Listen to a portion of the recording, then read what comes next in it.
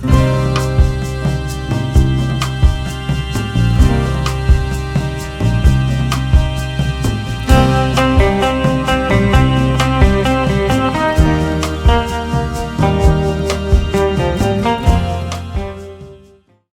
data dari Departemen Kesehatan, lebih dari 41.000 orang telah terinfeksi oleh demam berdarah dengan lebih dari 260 orang meninggal di seluruh kepulauan Indonesia. Dari data tersebut, kok bisa banyak kasus penderita demam berdarah di Indonesia? Dan apa saja yang harus dilakukan untuk menanggulangi wabah demam berdarah tersebut?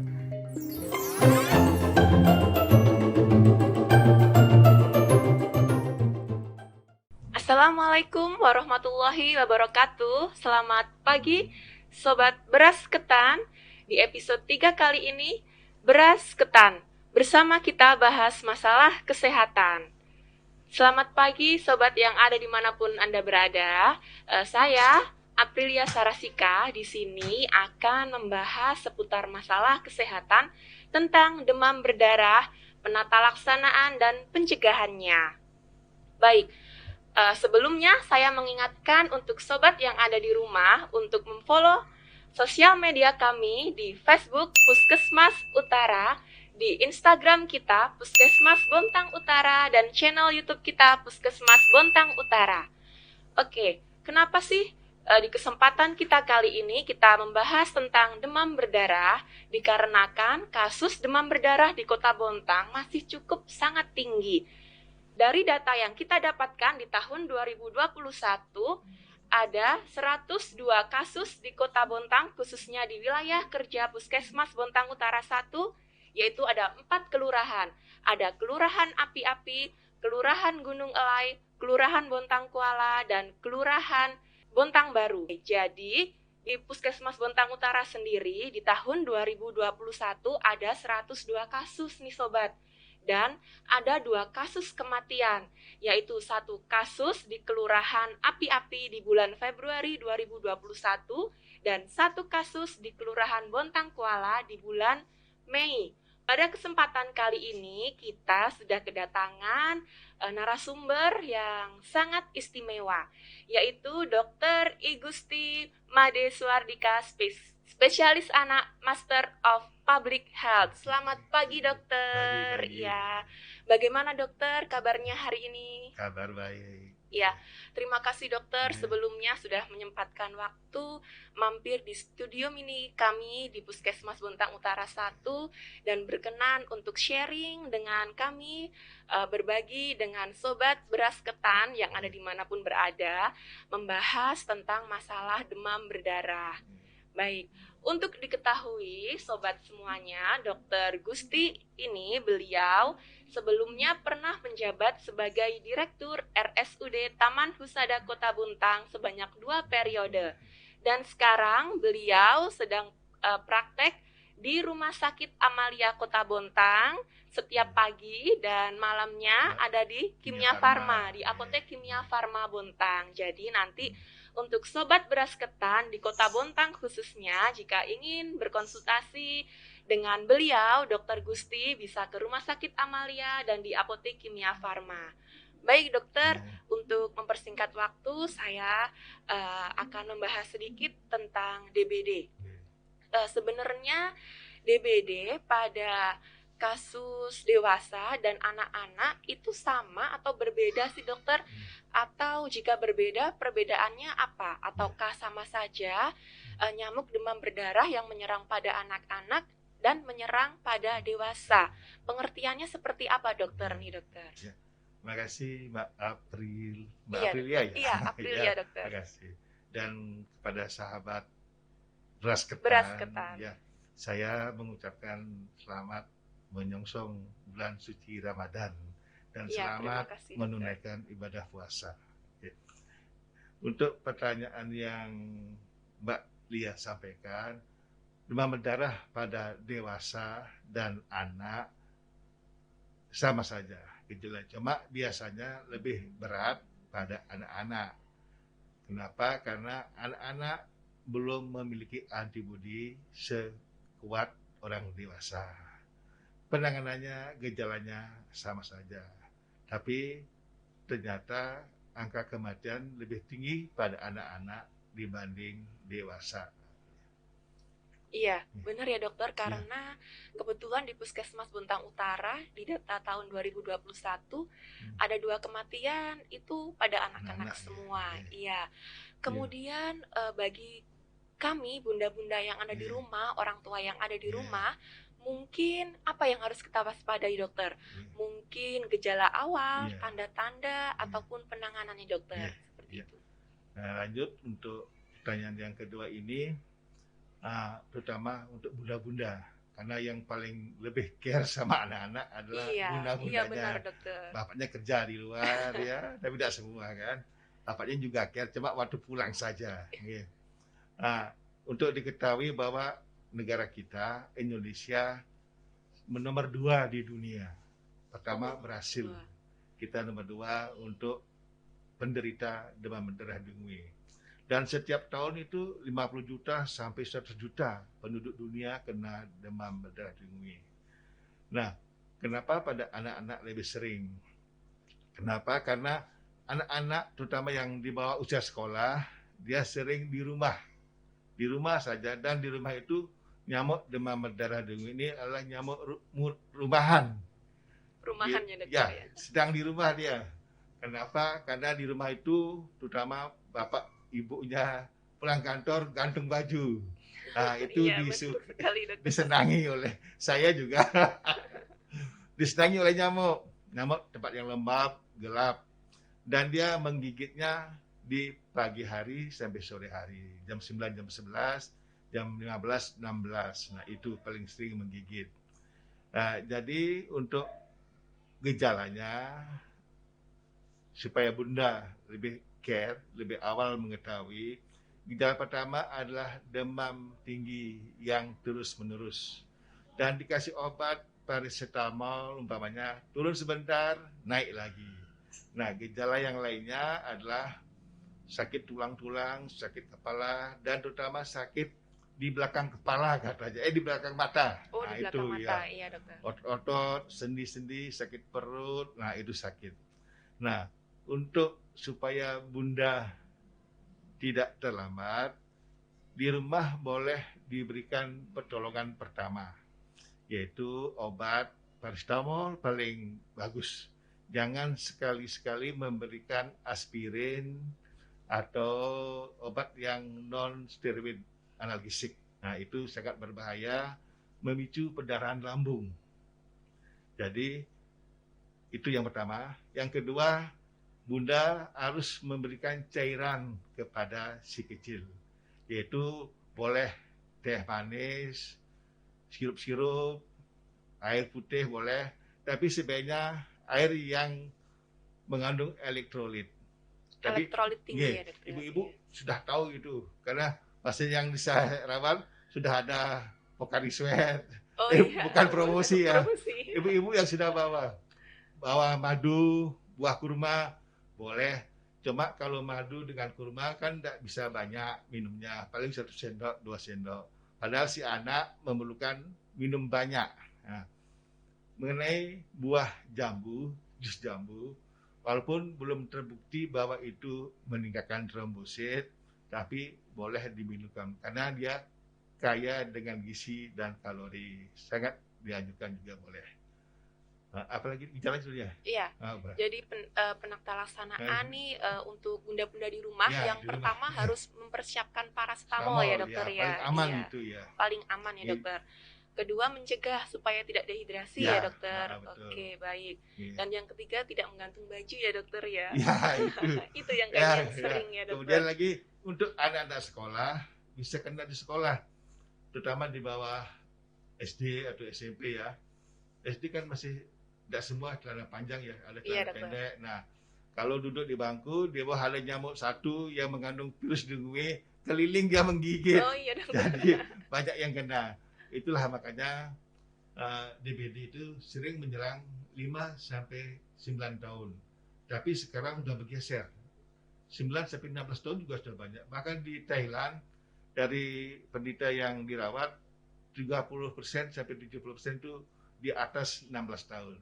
Jadi sudah bergeser ya. Iya, Semua. sudah bergeser ya Iya, dokter. iya. Jadi sampai 16 tahun pun Udah bisa masih kena ini ya, itu. resikonya masih tinggi Ada ya dokter. Baik. Iya. Kalau untuk perjalanan penyakit DBD sendiri Ya. seperti apa dokter? Jadi kan sampai kapan nih kita harus waspada dengan demamnya si anak? Ya. Jangan sampai nanti kita bawa ke rumah sakit keadaan anaknya sudah Iya. tidak baik, Ah, begitu ya iya, dokter iya. ya. Bagaimana dokter? Oke, makasih Mbak Sril ya. Ya, untuk gejala dari DBD yang pertama kali demam tinggi. Nah, ini ibu-ibu, bunda-bunda harus waspada, jangan dianggap remeh. Jangan ditahan sampai 3 hari baru ke rumah sakit. Nah, jadi untuk gejalanya selain demam tinggi tadi itu ada mual, muntah, sakit tulang-tulang, sakit sendi, sakit perut, itu harus tetap diwaspadai. Sebaiknya demam pertama segera ke dokter. Setelah dikasih paracetamol di rumah pertolongan pertama, segera ke dokter atau ke puskesmas untuk pemeriksaan lebih awal. Kenapa? Karena di DBD ini, kalau satu hari pertama sampai hari ketiga itu seperti flu biasa, makanya disebut flu-like syndrome. Iya. Nah, ini membuyarkan antara flu betul-betul atau DBD. Iya dokter, Tapi- biasanya seperti iya, itu ya iya. dokter ya. Jadi ibu-ibunya benar-benar tidak waspada jadinya. Setelah sakit berat, shock, baru ke rumah sakit. Tapi syukur sekarang, dulu waktu saya kuliah, hari ketiga, hari keempat, baru bisa dideteksi. Karena baru trombosit nurun, baru hematokrit meningkat. Sekarang hari pertama pun sudah bisa didiagnosis demam berdarah dengue. Jadi kesimpulan yang tadi saya katakan itu, bunda-bunda di rumah harus waspada care dengan demam tinggi anak yang tidak turun-turun. Gitu. Ya, jadi kalau memang demamnya nggak turun-turun, Iya. sudah diberi paracetamol, Iya. turun sebentar, naik Iya. lagi, bunda harus waspada ya dokter ya. Jadi jangan sampai nih didiemin aja di rumah, karena nanti kalau anaknya sudah shock, baru nih bunda-bunda Ya, bingung, biasanya iya, dokter ya. Sedangkan nanti sampai rumah sakit, keadaannya sudah nggak baik ya dokter. Iya betul. baik. Iya. Mm-mm. Takutnya nanti penanganannya susah lagi. ya dokter. Iya. Bagus ya, baik dokter. Iya. Kalau untuk pencegahannya nih dokter, Iya. biasanya kan dilakukan fogging Iya, seperti itu, sebenarnya itu memang bisa mengatasi, bisa membunuh nyamuk demam berdarah sendiri itu, Iya. atau bagaimana dokter Iya. untuk kayak pelaksanaan fogging seperti itu? Kalau untuk pemberantasan atau pencegahan dari DBD, yang utama adalah program pemerintah PSN itu. Fogging nomor 2. Yang pertama adalah PSN PSN ya dokter ya. pemberantasan sarang nyamuk PSN plus ya. Nah, jadi menutup tempat-tempat air, terus menguras bak air, mengubur atau recycling dipakai kaleng-kaleng bekas. Nah, itu pencegahan yang pertama. Dan itu tidak bisa dilakukan satu rumah tangga saja, harus kolektif. Semua RT, kalau bisa lagi semua masyarakat. Iya ya dokter, Kota. kalau cuma rumah kita Iya, aja, tetangga nyamuknya kita pindah. enggak, iya Iya. dokter ya. Nyamuknya pindah di sebelah, Nyamuknya nanti terbang-terbang. sudah bersih, balik lagi. Ya, Iya, itu. dokter. Itu yang pertama. Yang fogging itu kita pakai kalau ada wabah KLB. Nah, itu untuk darurat supaya nyamuk yang dewasa segera mati. Dan telurnya pakai PSN. Nah, itu. Karena yang menularkan kan nyamuk yang dewasa yang menggigit, yang mengandung Iya. virus di bingi. Jadi bunda-bunda di rumah yang harus dilakukan pertama kali PSN ya dokter. Ya, itu. Kalau untuk fogging, mungkin kalau memang Dua. terjadi wabah seperti Ya, itu ya dokter. iya. Baik dokter, kalau penyakit DBD sendiri nih dokter, saya dapat data dari data kota itu yang tertinggi di bulan-bulan tertentu dokter. Jadi nggak setiap bulan nih kasusnya Iya, tinggi. iya. Terutama di bulan Maret. Di bulan Maret saya dapat datanya itu sebanyak 89 kasus. Di bulan April itu ada 80 kasus. Ini pengaruh nggak dokter? Atau memang mungkin di bulan Maret, April, Mei itu adalah musim penghujan, Ya, jadi kasus DBD-nya meningkat? Atau bagaimana dokter? Atau memang nyamuknya memang ada setiap waktu atau Iya. bagaimana dokter? Karena kita daerah endemis, Iya dokter. nyamuk selalu ada. Cuma di musim hujan, kemungkinan besar kaleng-kaleng atau tempat lain yang ada airnya lebih banyak dibandingkan musim kemarau. Nah, inilah perlunya PSN. Udah kejadian, Singapura kan daerah yang bersih. Pernah juga jadi KLB DBD. Kenapa? Setelah sedikit ternyata ada gedung-gedung tinggi yang belum selesai. Di sana air hujan iya. genang, di sana tempatnya nyamuk. Jadi berhubungan juga memang dengan musim hujan ini. Karena itulah kita penting untuk melakukan PSN. Ya, jadi bunda-bunda di rumah kalau memang lagi musim hujan, kewaspadaannya harus ditingkatkan lagi ya dokter. Dari bulan-bulan yang lain, karena memang demam berdarah kasusnya akan meningkat di bulan-bulan bulan musim penghujan ya dokter. Oke, baik dokter. Jadi kalau untuk kematian sendiri nih dokter, membahas kasus kematian pada anak-anak yang terserang DBD, bagaimana dengan tanggapan dokter? Atau memang anak-anak rentan, jadi memang untuk kasus kematiannya masih tinggi atau bagaimana dokter? Sebenarnya DBD itu kalau cepat ditangani hanya 1% angka kematiannya. Tapi kalau dia sudah sampai shock sampai 2-3%. Tapi kalau sudah sampai prolong shock namanya itu sampai 16% kematiannya. Jadi di DBD ini adalah penyakit yang tidak dapat diprediksi. Kadang-kadang datang dengan grade 1 meninggal di rumah sakit, datang dengan grade 3-4 selamat. Nah ini ternyata di penanganan DBD itu ada seninya, ada seninya dokter ya. Karena kita mengatur cairan itu tidak hanya untuk 24 jam sekali, tapi melihat keadaan pasien. Jadi pasien-pasien DBD yang datang lebih awal lebih gampang penanganannya dibandingkan dengan yang datang sudah dalam keadaan shock. Itu paling susah. Apalagi sudah melibatkan organ-organ lain, sayap pusat, jantung, hati, itu lebih susah lagi. Makanya disebut DBD yang melibatkan organ lain. Jadi memang kalau memang DBD-nya kasusnya sudah memburuk, bisa melibatkan organ lain kena ya dokter ya. Expanded Dengue syndrome namanya. Iya. Bisa hati kena, bisa saraf jadi tidak sadar, kejang jadinya encephalitis atau encephalopati. Baik dokter.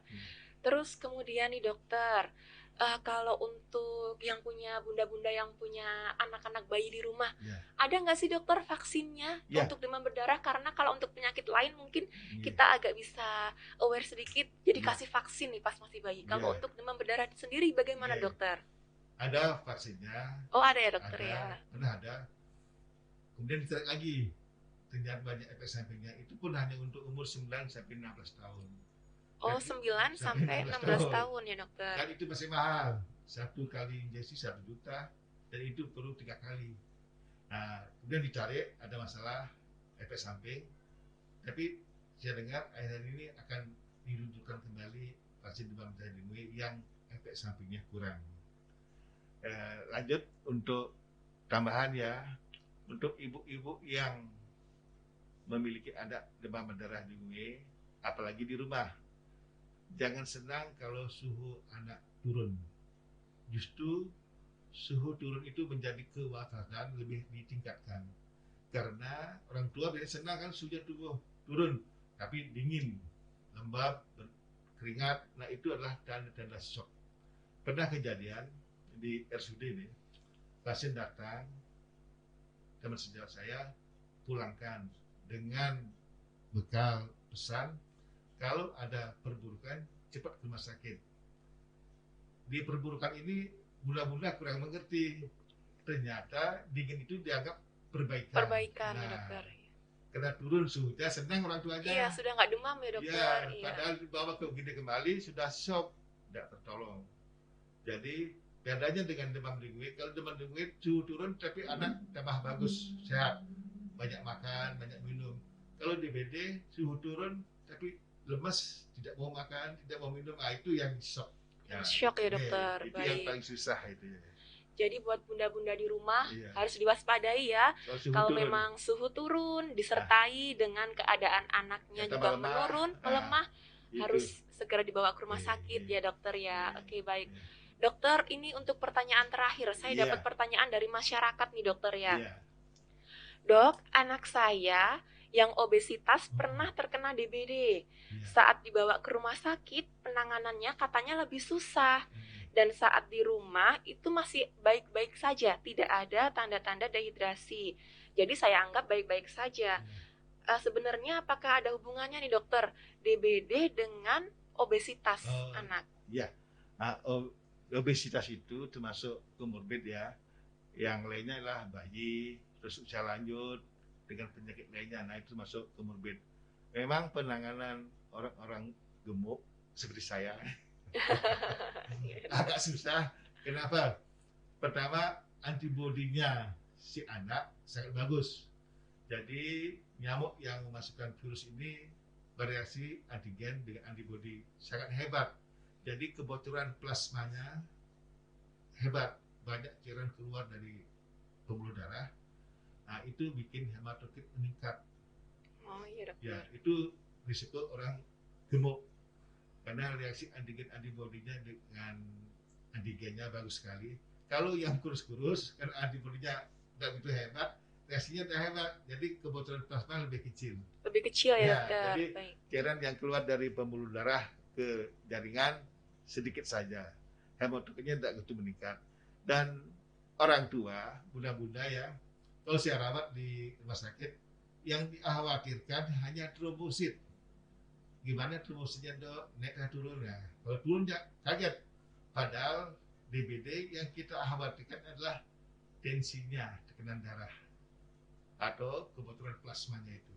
Itu yang bikin shock. Kalau trombosit kecuali perdarahan hebat baru perlu transfusi darah. Kalau cuma dulu pernah saya rawat DBD sampai 5.000 dan saya transfusi. Karena kita khawatirkan adalah ini hematokrit yang meningkat, kental darahnya. Baik. Ya. Terima kasih ya dokter, Ya. jawabannya sungguh memuaskan ya. Ya. Semoga bunda-bunda yang ada di rumah bisa paham nih dengan penjelasan dengan dokter Gusti.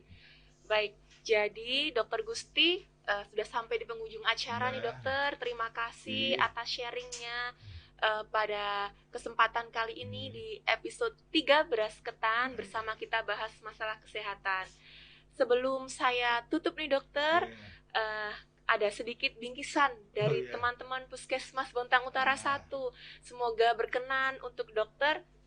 Permisi. Ya. Silakan dokter, Iya, iya. sedikit dari kami, semoga bermanfaat ya. Sebagai ucapan terima kasih karena dokter Gusti sudah mau mampir ke studio mini kita. Dan bunda-bunda yang ada di rumah, semoga apa yang sudah disampaikan oleh dokter Gusti bisa bermanfaat buat semuanya. Semoga di kesempatan selanjutnya Beras Ketan, bunda-bunda boleh komen atau bisa makasih masukan untuk kita, kritik dan saran untuk materi selanjutnya. Jangan lupa subscribe, like, dan share channel YouTube kita di Puskesmas Bontang Utara. Oke, terima kasih Terima dokter kasih. Gusti atas sharing yang diberikan pada kesempatan kali ini. Saya selaku moderator Aprilia Sarasika undur diri pada kesempatan kali ini. Semoga di kesempatan selanjutnya kita bertemu dalam keadaan sehat walafiat. Teman-teman semuanya, selamat pagi. Wassalamualaikum warahmatullahi wabarakatuh.